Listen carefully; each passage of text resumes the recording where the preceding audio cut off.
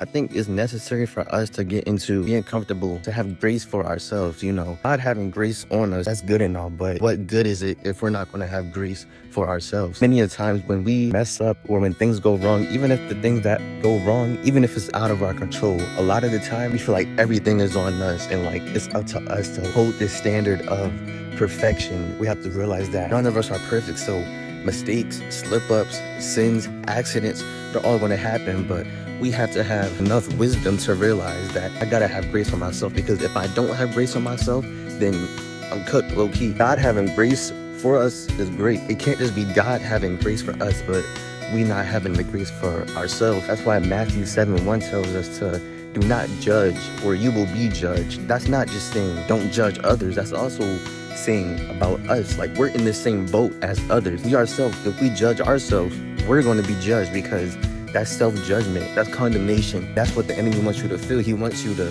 feel condemnation rather than conviction. God wants you to feel conviction, but the devil wants you to feel condemnation. So when we condemn ourselves, we're giving the enemy exactly what he wants. We got to be aware to give ourselves some grace and realize that things are going to go wrong, and it's like not everything we do is going to go well or be perfect. We have to realize that when we judge ourselves, see, God is the only righteous judge. So even us ourselves, when we judge ourselves, we are imperfect creatures. So our judgment on ourselves is going to always be unrighteous. So when we condemn ourselves, the only thing we can do is go further away from God. But God's judgment, it can lead us away from him, but it can also bring us back to him as well. That's why it's important for us to have conviction instead of condemnation, and have grace for ourselves rather than immediate judgment. Because if God isn't willing to judge us right on the spot, why do we do it to ourselves? I just pray that this video helps somebody to just be patient with yourself and give grace, because God gives you grace,